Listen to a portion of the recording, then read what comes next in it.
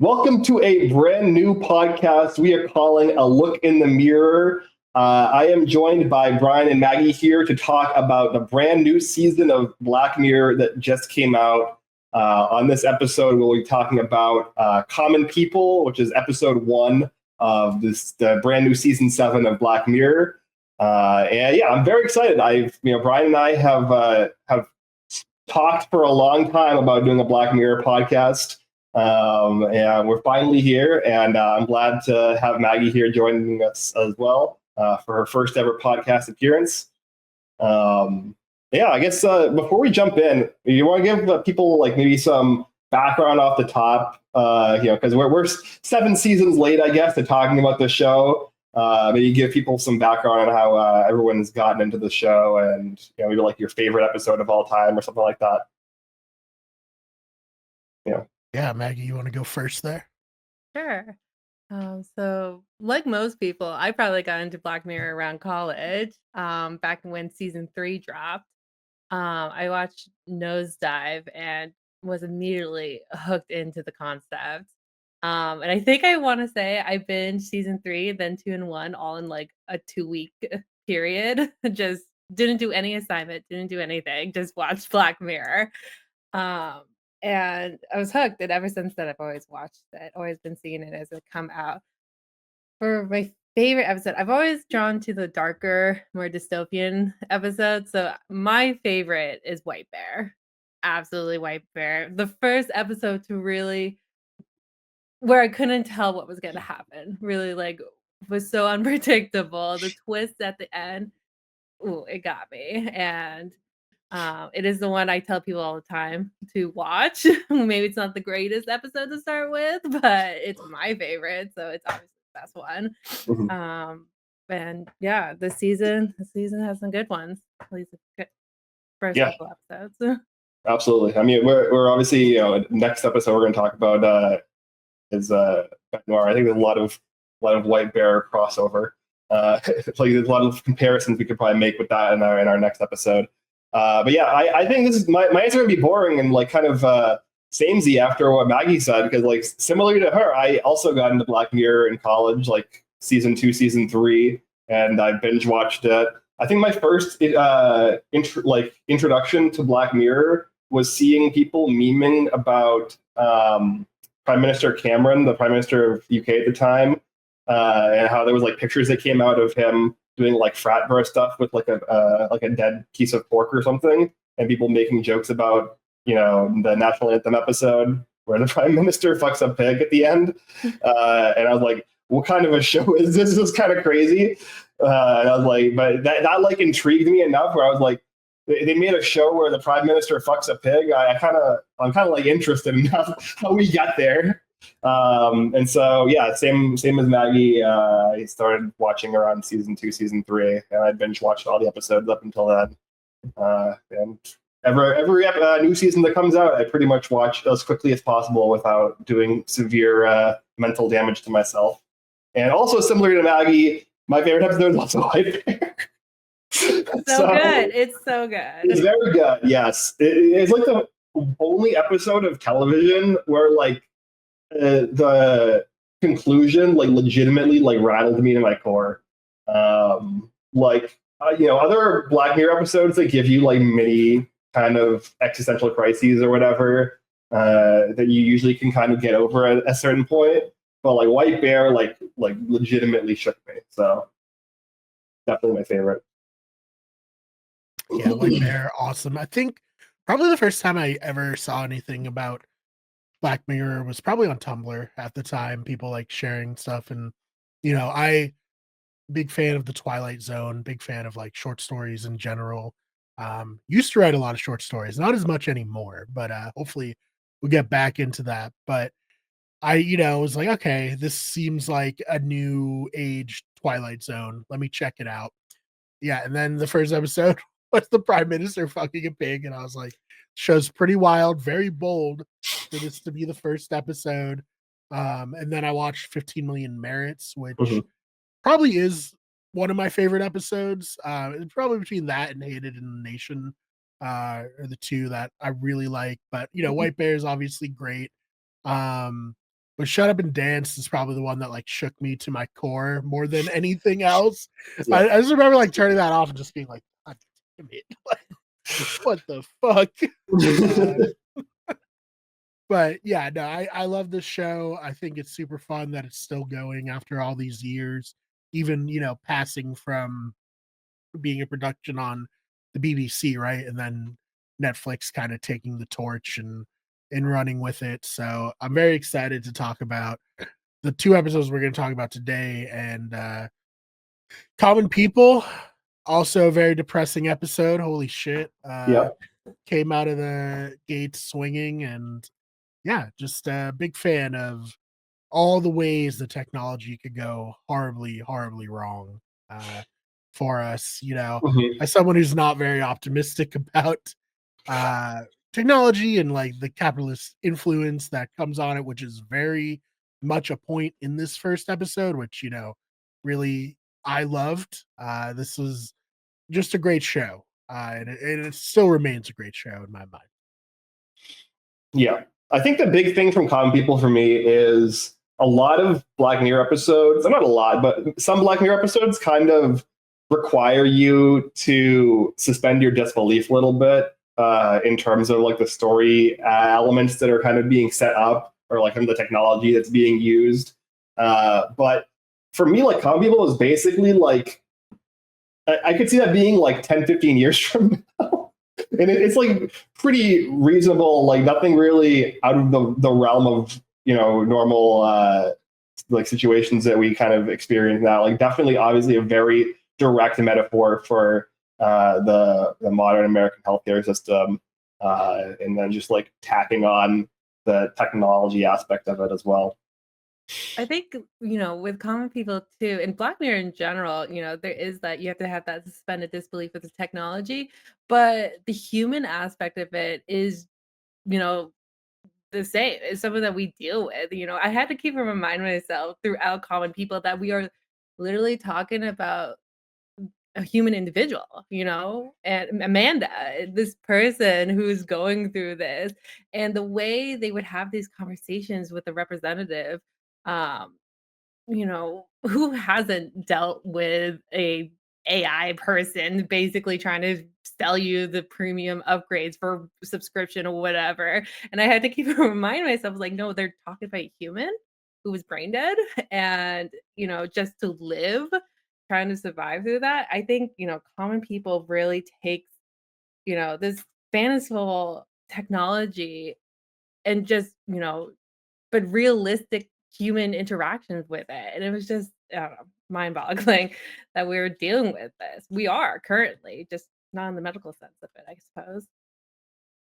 Yeah, I mean, I have Crohn's, so I have to like always be on calls with various either doctors or insurance companies or pharmacies. And I've had many times where it's like, oh, you have to sign up for this new thing to help with payments. And it's like, I don't need help with payments. I'm totally fine with what is working. It's like, well, you have to sign up for it now, or we can't do the regular thing anyways. And if we can't do that, you can't get it filled. And then it's like, oh, your insurance actually wants you to try this new drug. And it's like, well, this one's working. It's like, yeah, but unless you try this one and say it doesn't work, you can't actually have the drug you have that used to work. And like those scenes where they're like getting frustrated and just being like, can we just like have it work the way it was working? Mhm. And having these companies be like, no, we can't do that anymore. Very real, hard to watch for sure, but hard to watch because it's so real. Yeah, 100%. No, I mean, like, this was probably the darkest Black Mirror episode they've done, like, in a couple of seasons. Because, like, I would say, like, seasons 5 and 6, like, had dark moments in them, but, like, a really, like, a concept that you really kind of can viscerally feel and, like, put yourself into and, like, imagine being real to that degree. Like, I don't think I've really felt since, like, season 4. So it's kind of like, in one sense, it's like Black Mirror is back, baby, it made me feel existential depression, and in another case, it was like, man, that was like, I just have to sit here for a bit after that episode and really and really be like, damn, this is like what the future is going to be like.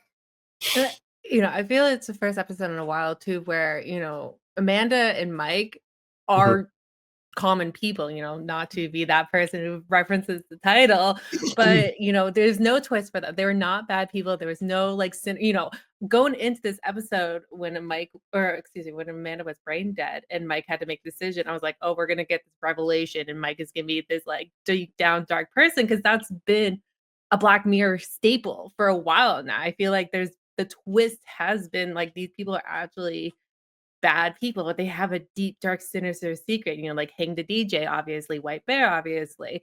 And, at the end of the day, they were just normal people. They were just kind people who, because of their system that they are in, that's that existential dread. That is why I think this episode in particular was so impactful recently, because this could happen to anybody. This is happening to people. And to see it just so out there, I agree with you, Ben. I think this is where Black Mirror is at its best. And I this is the episode I was like, Black Mirror, like we're back, baby. I'm so excited for this season. This is such a great episode to start with.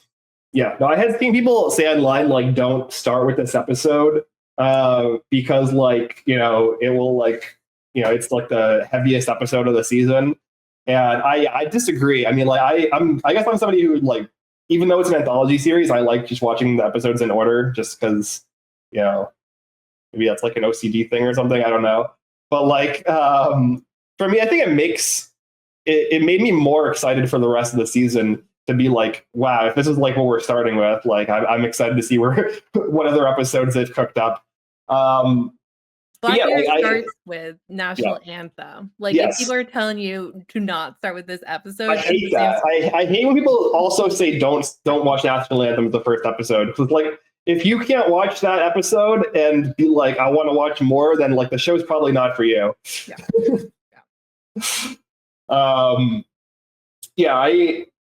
For me, like, I think there was multiple points in the episode where it just kind of felt like things that exist right now in real life kind of ramped up. Because then also we have the what is the dummies thing? What is the name of the service that he used? The dumb dummies. Dumb dummies, yeah. Yeah.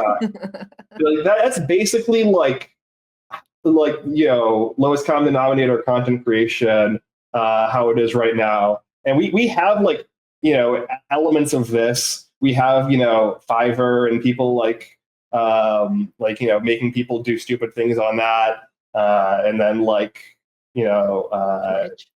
Twitch and like Kick and all of these places where you have like in many cases really like people in the case of right now, it's mostly people who are rich doing dumb stuff for money. But there's elements of it too where it's like eventually it'll probably devolve into what we see in this episode, where people who are basically like economically downtrodden looking at this as like, okay, this is a way for me to make an easy, quick buck when I need money in order to survive. And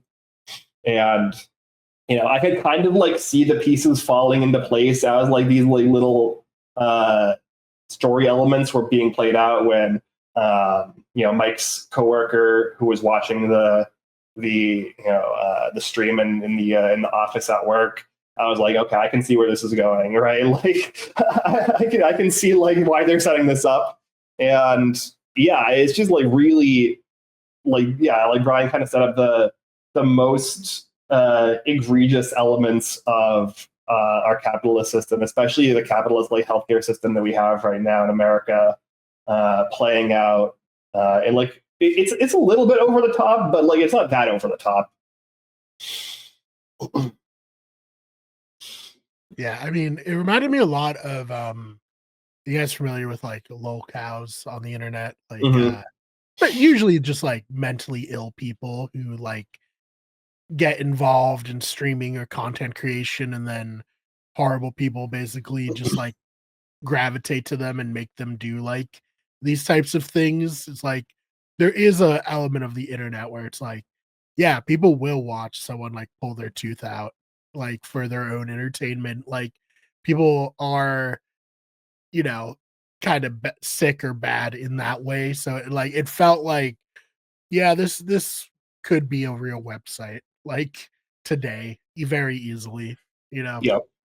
Um, I mean, Ben, you said right now, mainstream wise, at least, it is just rich people who are able to say no to some of those ridiculous requests that people are coming in. But people are paying. People are paying money to, at this level, maybe not in an extreme as drinking piss or pulling your teeth out, but again, at least in the mainstream level. But all it takes is just a few desperate people to realize there's money in this and people will pay it. We see this already for where it doesn't matter, but it's definitely going to happen. It is happening probably at some deep, dark level that we're not seeing. I mean, we got people who are like, you know, either YouTubers in like the past who maybe have fallen off, or even like reality TV stars on like TikTok live, like doing like begging basically for like galaxies and stuff. And it's just like, oh man, come on. You gotta have some self-respect. But you know, that doesn't feel too far off from this, you know. Yeah, I do think it was also interesting as well, where like usually when stuff like this is portrayed in media, where it's like, poor people debasing themselves for money, like desperate poor people debase themselves for money, it's like usually framed as like this is like sadistic wealthy people like using poor people as their playthings, right? Mhm. But like that's like not necessarily how it historically plays out in real life. And I think like seeing it here where you have slightly less poor people, basically like looking down on the people who are like marginally more poor than them because they've reached a point of desperation that they haven't yet reached, and like viewing them as like basically an outlet for their own entertainment, to like make themselves feel like they have some kind of control over their own lives. Like I think that is way more realistic to what we would see in real life than like the kind of stereotypical dystopian like ultra wealthy people put on the Squid Games or something. Yeah, yeah.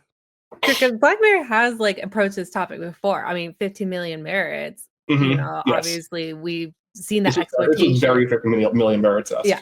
So Black Mirror is familiar with it. They have explored the topic. I think you're right, Ben. This is kind of the first with the portrayal where it's, Dumb and Dummies isn't the bad guy in this episode, right? It is not set up to be like, oh, it was Mike and Amanda's, it was a choice that they had, but Dumb and Dummies is just a system that's already in play here, there, and it works for Mike, to help them get the money, but in the end of the day, it's just like a system in here. The true enemy, if we really had to start pointing fingers, was what was the name of the river mine? The river mine, you know, and you don't see Mike and Amanda, they have these frustration with Rivermine, and they're obviously mad at them, but at no point did they ever talk about, you know, taking Amanda off of Rivermine. They never talked about like going against Rivermine at all. It's just them feeding the system. They're trapped into it. And Dumb and Dummies, if anything, was just there to help them, as silly as it is. Yeah. So it is a lot more realistic than what Black Mirror has looked at in the past. And it just makes it all that more terrifying. Yeah, I don't know if I'd go that far as to say it was there to help them. I think it was just like that. That sort of like a website, right? And that sort of like a system kind of only exists when there's people who are like so desperate economically that they're forced to put themselves into that position, right? Which is only the case. Like it's like level 2 of the like exploitation, right? because like the level 1 of the exploitation is Rivermind sending agents in when you have a grieving husband whose wife is in a coma and probably about to die because she had a brain tumor and she's now brain dead, and being like, hey, this is your one chance at salvation. It's only a few $100s a month, and you're like, man, a few $100s a month, that's pretty reasonable to like save my wife's life, right? Like that's like a few grand a year versus my wife being dead. Like I can make that work. And that's like the first part of the exploitative system. And then as like the screws get twisted on that system, now we have this other system below them where oh, you need money? Here, debase yourself as a form of entertainment for people who are like slightly less or slightly more fortunate than you, so that they'll feel better about themselves. Like it's like it all functions together. Yeah, so capitalism, the big bad of of everything, That's not new. where it It's true. coerces people into positions to make decisions that are their decisions, but they're only making these decisions because they have capitalism forcing them into making these decisions. It's kind of like OnlyFans, where it's like, yes, this is perhaps a less exploitative system than a normal like porn studio would be. However, would these people be using OnlyFans if they could just live a comfortable life without having to be on the site? So it's like, yeah, dummies didn't force anybody to make it, but they understood that people will be forced to do stuff like this by the system that they live in. So it's very interesting episode there. Mm-hmm. Yeah, I think it's a good metaphor, like a good comparison point there. So I guess we can like kind of we talked a lot of high level stuff. Is there anything specific from the episode you guys want to like kind of focus on? I think that like the main point for me that like or the main like story point that was interesting for me was when the ad started. I think that's like that was when it like went from like this is like mildly exploitative to like, oh yeah, this is completely fucked up. The second, I said this before, I'll say it again. The second she starts spewing ads out in the classroom, especially, I knew it was all over for her.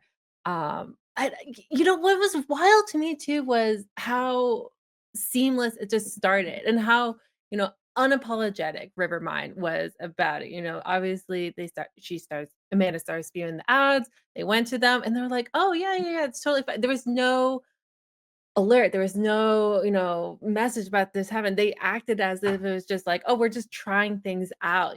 This is not something permanent. That was the way they were phrasing this. And, the ads too that were going in were ridiculous. Like, the Christian health group, family support group. That was a wild one. The sex, and these are the common ads that we see probably pop up probably most frequently. And it was disheartening. I don't know, and I mean, we've all been there too. We've all had Spotify just announced too that they're gonna start doing ads in their premium, right? And it was heartbreaking to see her start saying those ads and not being able to do anything about it. Yeah, and the casting of Rashida Jones, like she has such a great like advertising voice, like Yeah. she was so good to be the one delivering those like perky, like smiley, messages. And there was a couple for I can't remember exactly what she said, but like that she had like the side effects also listed, but still in that same like voice, and it's just so good. She's a great actress. I was actually really excited to see her in this because I haven't seen her in much lately, but I think she's really, really good. And she knocked this role like out of the park. Yeah, I couldn't list something that she's been in since Parks and Rec, and I have no idea.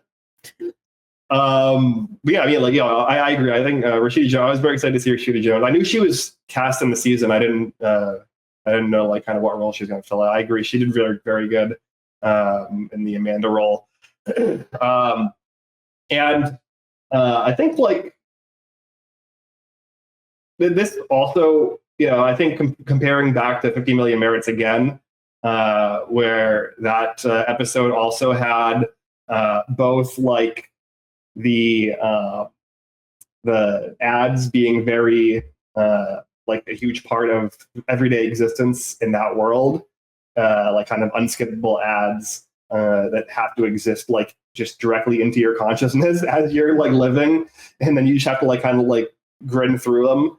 And then at the very end, obviously the end game of that episode, where the main character, who is supposed to be like this like revolutionary figure, pushing back against the like people kind of controlling the environment that they're all living in, ends up just becoming like basically like a content creator spokesman, and his revolutionary act gets turned into an advertisement. So like that whole like kind of insidiousness and like advertising being like a vehicle of the insidiousness is like really something that Black Mirror has consistently played with. To me, the most heartbreaking moment of this episode was not, at the end, the decision of Mike and Amanda's decision, I should say, to end her life. It was when her Premium Plus ended, and it immediately went into ad. And the desperation of Mike to say, like, please just like wait, hold on. You just know that probably at that moment in time, it was probably endless. It was probably just spewing ad after ad after ad. At that point, Amanda was not a human anymore. Amanda was just a walking billboard. And that moment to me was the saddest part of the whole episode, that within a year or 2-year period that she went from a human to a billboard, essentially, and and how easily it was done. That was what sealed this episode for me personally as a great episode, and a very sad episode.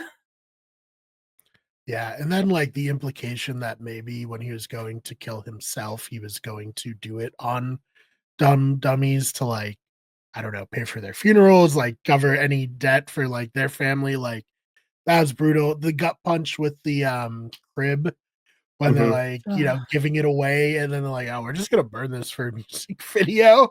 It's like, oh my god, this episode. Like, I don't know. Did you guys get the implication like I did with him going into his computer room to kill himself? That he might stream that, or I didn't make that as a connection. Just because like they didn't like seem to have any family around them. Like there was no family. Like they didn't like like no family other than the two of them was ever really mentioned. Was like referenced once. Yeah. They had like fallen out with him. Yeah. He was like in Ireland. I was more confused and curious of, why is he continuing with Dumb Dummies if, the medical expense that was Amanda was gone, why at that point is he continuing? Well, I assumed that he was going to kill himself, but yeah. I guess I 100% with he had like a box cutter, so I assume he was gonna like slit his wrists, and my assumption was like maybe he's gonna do it. Yeah, like maybe he's gonna do it for a big payday so that it will cover like their funeral expenses or something. But that's totally just reading into things. Oh man, it was dark though. It was a great episode, but not one that you leave feeling like happy about. Yeah. Even just the implication too. Yeah. I also, thinking about the parts of the episode that hit me was the emotion controller and the implication that alone would have. They had that advertisement for their Premium Plus, and you talk about like your serenity, you can boost that up, your pleasure, you could boost that up. And you know, I think at the end of the day, for that company, for Rivermind, that was probably their goal was, to sell this emotion controller to the Mhm. rich and the famous or whoever. And, preying upon people like Amanda and Mike to be their batteries for that system. I think there's a darker tone to what Rivermind has. There's no way Rivermind could have that all set up within like what it was 2 months or I guess a year actually at that point they Yeah. were going to go into premium um but that's just me trying to find like the darker side. Everything's sad, everything's pessimistic. I'm like the bad guy, everybody's the bad guy. Rivermind was evil. They were just wanting to harvest people to No, I do mean, that. you're right. Rivermind was definitely evil. Yeah. But I mean, even listen, they preyed upon brain dead people. to do Yeah. that. yeah, and their loved ones. Yeah. Mm-hmm.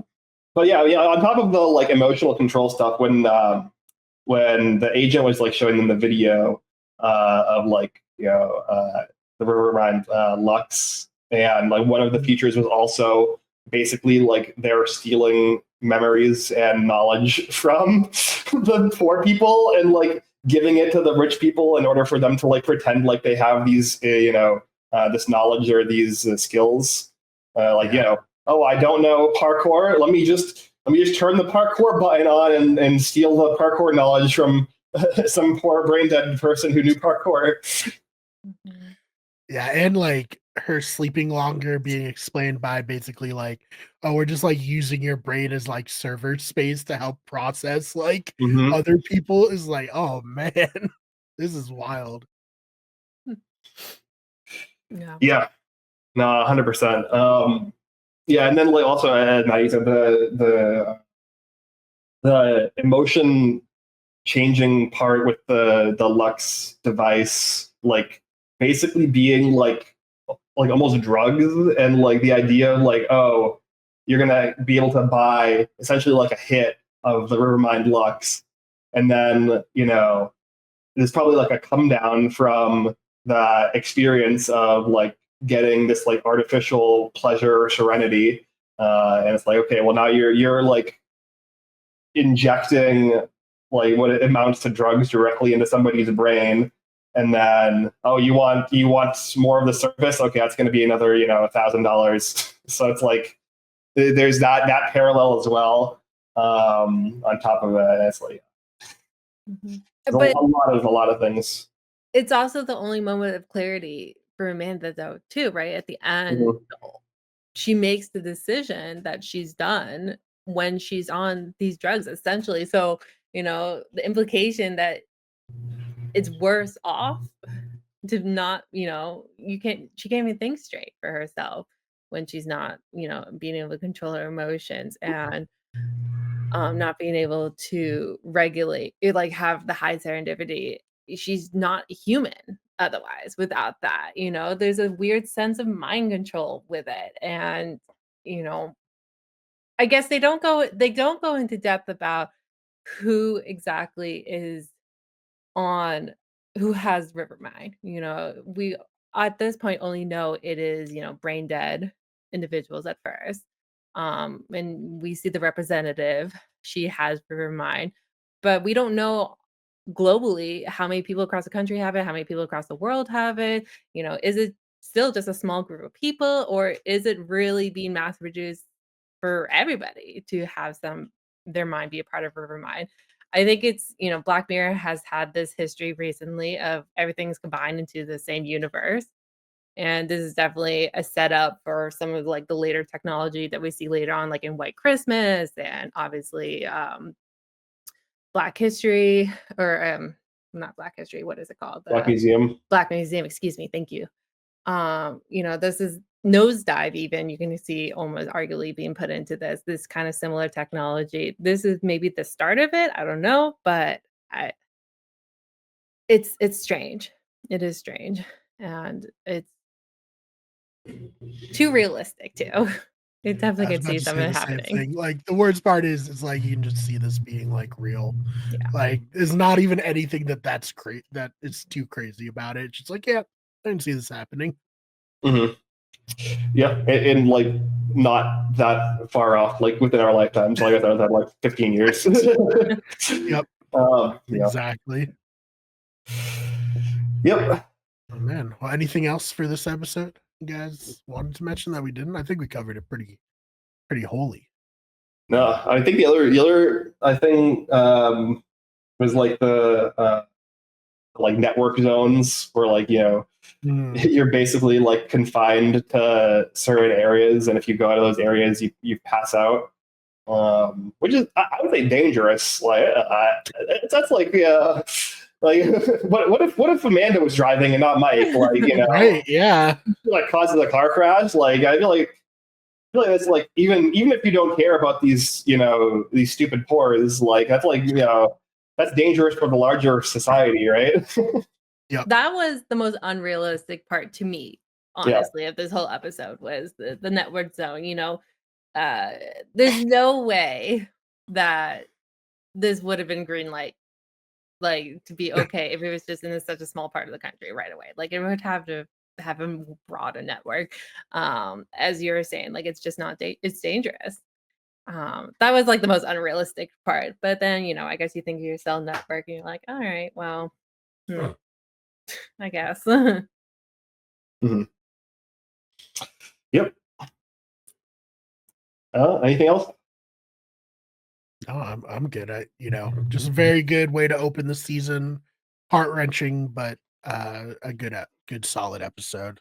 Like you said, it's back. Black Mirror's back. I think Black Mirror is at its best when it doesn't even have to be existential, but when it promotes its episode in a realistic way where it uses technology that is, you know, obviously we don't have nowadays. We don't have um you know, maybe this is a bit of disbelief with like could this possibly be, but when it focuses on the human and nothing changes about them and it's just how common person, how a normal person would react in these scenarios, I think that's Black Mirror is at its best. And I think this is one of Black Mirror's best example of what they can be. And I think it's a great example of Black Mirror as a whole. One I would recommend people to start with. Yeah, absolutely. Yeah, so we'll be back for episode 2 soon. Yeah, we're gonna record them back to back, but they'll end up in the feed, I think, maybe a day or two apart is the plan. And before we sign off, you guys want to say where people can find you in case people want to chat with you about Black Mirror or tell you their opinions? Yeah, Maggie, anything you want to promote, throw out there anywhere you want people to follow you, anything like that? They can reach out to me through the podcast, I guess. Okay, yeah. Fair enough. That's If they fine. wanna reach out to Ryan me. on our sports podcast also was like, no, like don't find me. Yeah, I'm basically there. I'm close to that point myself, anyways. Like I've deleted most of my social media, so yeah. Well, we'll respond anywhere in the comments, and Brian, you can shout out your social media because I know you're still a social media Yeah, demon. yeah. Follow me on Twitter, the fake Mar. That's BMARR. The channel's also on Twitter at WG Everything. It's on Blue Sky as am I. Just search Brian Mar on those. And the main channel is Wicked Good Everything. Got a new video that came out this week about the Last of Us factions not getting a sequel when The Last of Us 2 got a sequel.